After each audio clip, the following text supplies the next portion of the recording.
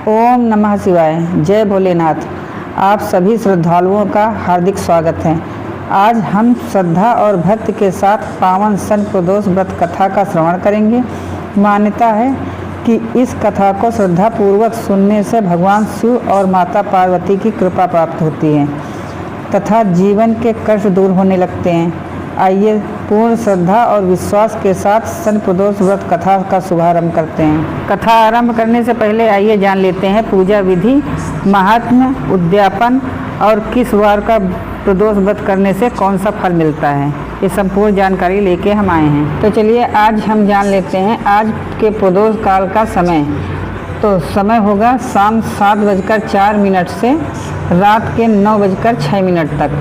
सूर्यास्त के ठीक पहले और बाद का ये समय 1.5 घंटे भगवान शिव की पूजा के लिए सबसे उत्तम माना जाता है। अब आइए जान लेते हैं पूजा की विधि। प्रदोषो रजनी मुखम के अनुसार सायंकाल के बाद और रात्रि आने के पूर्व दोनों के बीच का जो समय है उसे प्रदोष कहते हैं। व्रत करने वाले को उसी समय भगवान शंकर का पूजन करना चाहिए। प्रदोष व्रत करने वाले को त्रयोदशी के दिन 3 दिन भर भोजन नहीं करना चाहिए।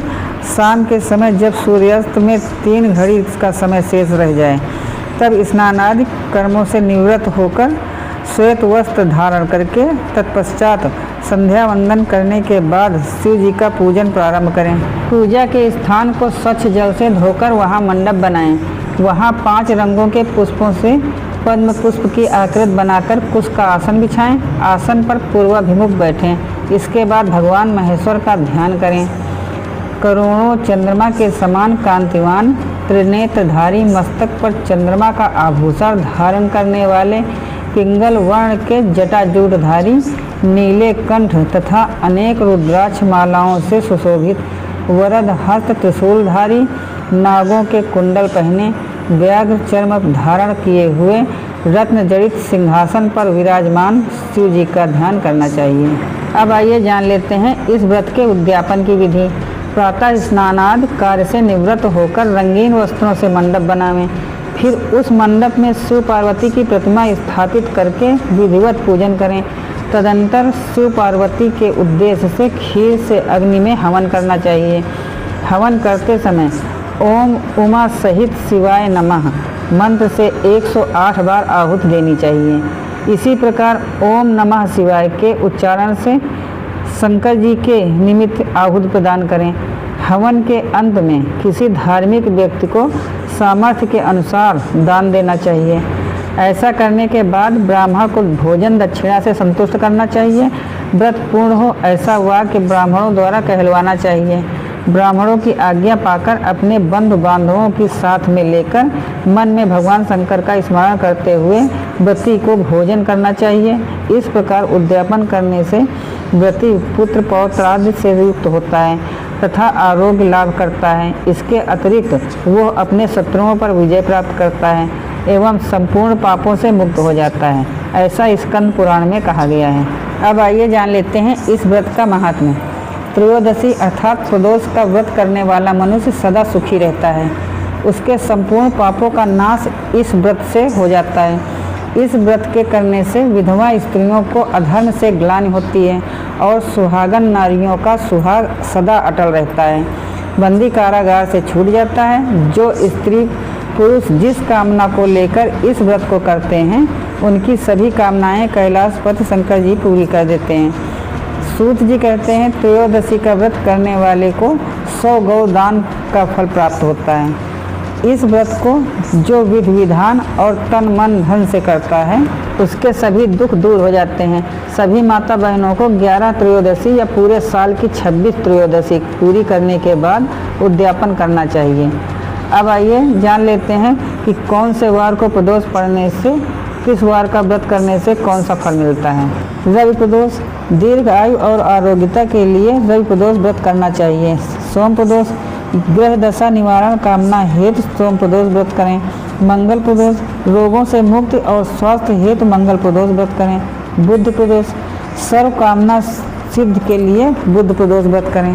बृहस्पति प्रदोष सत्व विनाश के लिए बृहस्पति प्रदोष व्रत करें। शुक्र प्रदोष सौभाग्य और स्त्री की समृद्धि के लिए शुक्र प्रदोष व्रत करें। शनि प्रदोष खोया हुआ राज्य व पद प्राप्त कामना हेतु शनि प्रदोष व्रत करें। त्रयोदशी के दिन जो वार पड़ता हो उसी का त्रयोदशी प्रदोष व्रत करना चाहिए तथा उसी दिन की कथा पढ़नी व सुननी चाहिए। रवि सोम शनि त्रयोदशी प्रदोष व्रत अवश्य करें। इन सभी से अभीष्ट फल की प्राप्ति होती है। चलिए अब आराम करते हैं प्रदोष व्रत कथा। प्राचीन काल में एक गरीब पुजारी हुआ करता था। उस पुजारी की मृत्यु के बाद उसकी विधवा पत्नी अपने भरण पोषण के लिए पुत्र को साथ लेकर भीख मांगती हुई शाम तक घर वापस आती थी। एक दिन उसकी मुलाकात विदर्भ देश के राजकुमार से हुई, जो कि अपने पिता की मृत्यु के बाद दर दर भटकने लगा था। उसकी ये हालत पुजारी की पत्नी से देखी नहीं गई। वो उस राजकुमार को अपने साथ अपने घर में ले आई और पुत्र जैसा रखने लगी। एक दिन पुजारी की पत्नी अपने साथ दोनों पुत्रों को सांडिल्य ऋषि के आश्रम ले गई। वहाँ उसने ऋषि से शिव जी के प्रदोष व्रत की कथा एवं विधि सुनी। घर जाकर अब वो भी प्रदोष व्रत करने लगी। एक बार दोनों बालक वन में घूम रहे थे। उनमें से पुजारी का बेटा तो घर लौट गया, परंतु राजकुमार वन में ही रह गया। उस राजकुमार ने गंधर्व कन्याओं को क्रीड़ा करते हुए देखा तो उनसे बात करने लगा। उस कन्या का नाम अंशुमति था। उस दिन वो राजकुमार घर देरी से लौटा। राजकुमार दूसरे दिन फिर उसी जगह पहुंचा जहां अंशुमति अपने माता पिता से बात कर रही थी। तभी अंशुमति के माता पिता ने उस राजकुमार को पहचान लिया तथा उससे कहा कि आप तो विदर्भ नगर के राजकुमार हो ना, आपका नाम धर्मगुप्त है। अंशुमति के माता पिता को वो राजकुमार पसंद आया और उन्होंने कहा कि शिव जी की कृपा से हम अपनी पुत्री का विवाह आपसे करना चाहते हैं। क्या आप इस विवाह के लिए तैयार हैं? राजकुमार ने अपनी स्वीकृति दे दी तो उन दोनों का विवाह संपन्न हुआ। बाद में राजकुमार ने गंधर्व की विशाल सेना के साथ विदर्भ पर हमला किया और घमासान युद्ध कर विजय प्राप्त की तथा पत्नी के साथ राज्य करने लगा। वहाँ उस महल में वो पुजारी की पत्नी और पुत्र को भी आदर्श के साथ ले आया तथा साथ रखने लगा। पुजारी की पत्नी तथा पुत्र के सभी दुख व दरिद्रता दूर हो गई और वे सुख से अपना जीवन व्यतीत करने लगे।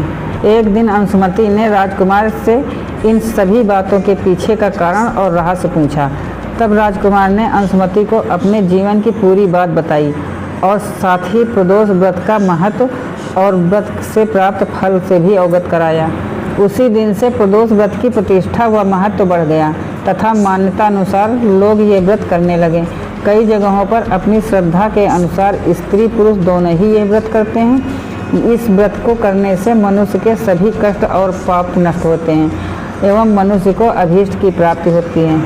प्रदोष व्रत हिंदू धर्म में अत्यंत महत्वपूर्ण व्रत है जो प्रत्येक माह के कृष्ण और शुक्ल पक्ष की त्रयोदशी तिथि को रखा जाता है। ये व्रत विशेष रूप से भगवान शिव और माता पार्वती की पूजा की जाती है, जिससे जीवन में सुख शांति समृद्धि और मानसिक शांति की प्राप्ति होती है। शनि प्रदोष व्रत के दिन इस कथा का पाठ जरूर करना चाहिए। प्राचीन समय की बात है, एक नगर में एक सेठ धन संपदा और वैभव से संपन्न था। सेठ अत्यंत दयालु था। उसके द्वार से कोई भी व्यक्ति खाली हाथ नहीं लौटता था। वो हर किसी को खूब दान दक्षिणा देता था, लेकिन दूसरों को खुशियां देने वाले सेठ सेठानी खुद दुखी थे। उनके दुख का कारण संतान का नहीं होना था। संतानहीनता से परेशान हर दिन बिना अग्नि अंदर ही अंदर जल रहे थे।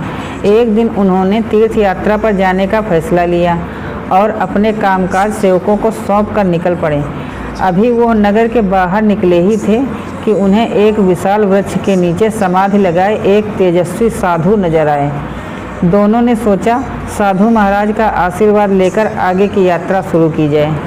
पति पत्नी दोनों समाधि में लीन साधु के सामने हाथ जोड़कर बैठ गए और उनकी समाधि टूटने की प्रतीक्षा करने लगे। सुबह से शाम और फिर रात हो गई, लेकिन साधु समाधि में लीन रहे। सेठ सेठानी पूरे भक्ति भाव से साधु के सामने हाथ जोड़कर बैठे रहे। अंत में सुबह साधु समाधि से उठे। सेठ सेठानी को देखकर मंद मंद मुस्कुराए और हाथ उठाकर आशीर्वाद देते हुए कहा कि मैं तुम्हारी अंतर्मन की कथा जान गया हूँ। मैं तुम दोनों के भक्ति भाव से अत्यंत प्रसन्न हूँ। साधु ने संतान प्राप्ति के लिए शनि प्रदोष व्रत कथा का विधान समझाया और भगवान शिव का पूजन समझाया। तीर्थ यात्रा के बाद घर लौटकर सेठ सेठानी नियम पूर्वक सन प्रदोष व्रत करने लगे। कुछ समय बाद सेठ की पत्नी ने एक सुंदर पुत्र को जन्म दिया। सन प्रदोष व्रत के प्रभाव से उनके घर का अंधेरा खत्म हुआ और खुशियाँ आई, दोनों आनंद पूर्वक रहने लगे। इसी के साथ सन प्रदोष व्रत कथा यहीं पूर्ण होती है। भगवान शिव और माता पार्वती की कृपा आप सभी पर सदैव बनी रहे। आपकी सभी मनोकामनाएं पूर्ण हो और जीवन में सुख शांति तथा समृद्धि का वास हो। हर हर महादेव, ओम नमः शिवाय। अगर कथा अच्छी लगी हो तो कमेंट्स में हर हर महादेव जरूर लिखिएगा। मिलते हैं अगली वीडियो में।